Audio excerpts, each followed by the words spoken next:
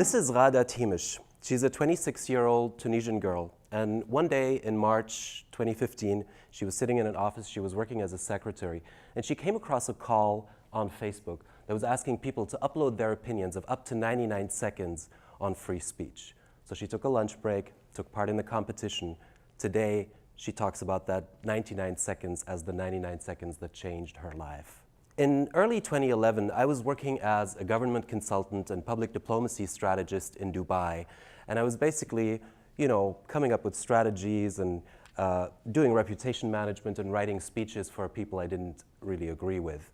And then this happened, the Arab Spring. Suddenly people revolted and emancipated themselves from the imposed rule and the unelected leaders and demanded equality and equal opportunities and democratic reform and freedom. It was a profoundly inspiring moment. So I literally quit my job overnight and started the Arab world's first debate initiative open to all. And what we did is we created a digital platform that allowed everybody to take part, and at the same time we created the first debate program on Arabic television that's organized by an NGO. من يدفع أكثر؟ لا أنت اللي بدأت. أنا أخلص. لا يا أنت اللي بدأت. يا شاكر أنت اللي شاكر يا أخوان أنت اللي بدأت. لا يا أنت اللي بدأت. يا سامي لا.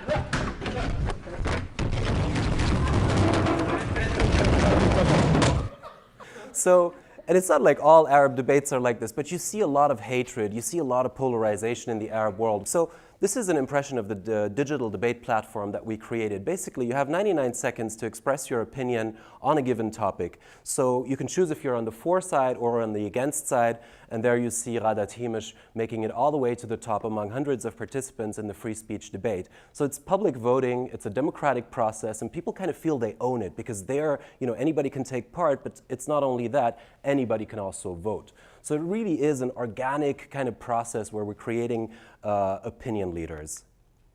But so to go beyond the tech-savvy elites of Arab society who are constantly online and have their mobile phones, because you have to remember online penetration is still somewhere around 50% across the region, we operate a broad outreach program with communities across the region where there isn't any internet penetration, and even in communities where there is no electricity, such as in Yemen. Actually, we continue to operate in Yemen and even in Libya until this day. So basically, people take part, there's the voting, and the winners go on to take part in a live primetime debate, which looks roughly like this. This is again Ghada. She's taking part in the debates. She flew to Casablanca, Morocco, and spoke about freedom of speech. She's paired with a major opinion leader, which again elevates the voices of the youth. So it's not a youth debate forum. These are some of the major pundits and experts having equal speaking time and speaking on an equal footing with some of the Arab world's most well-known pundits and experts and thought leaders. So just to give you some numbers,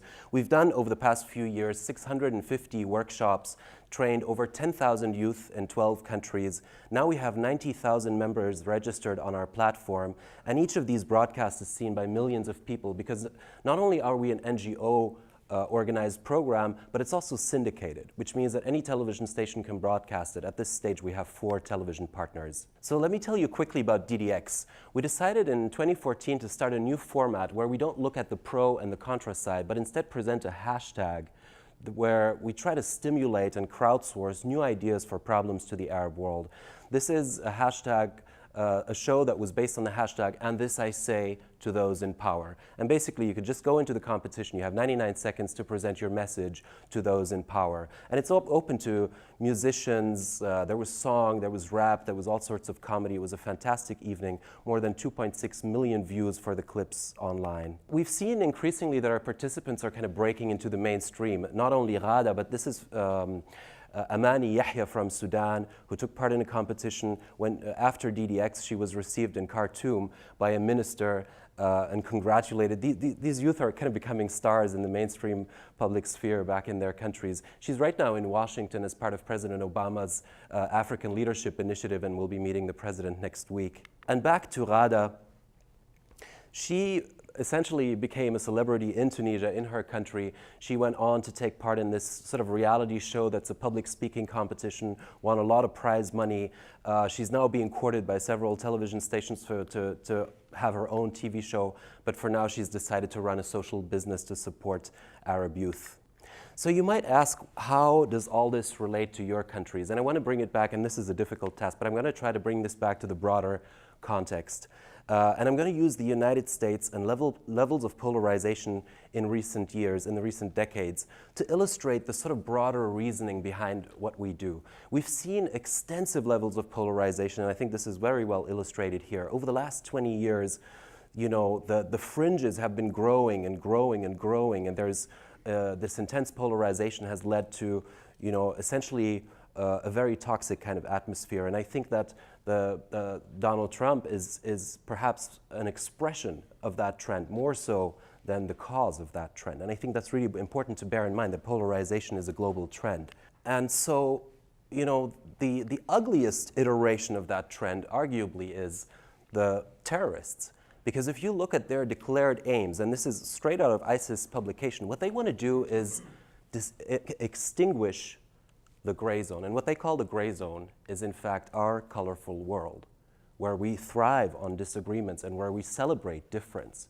But what they want to do is create a world that is just as black and white as their flag. So I think this is really important to bear in mind. Debate is not a form of art that is kind of cute and originated in the 1820s in Britain. It is critical. It's a critical component of democracy. It's a central part of the democratic equation.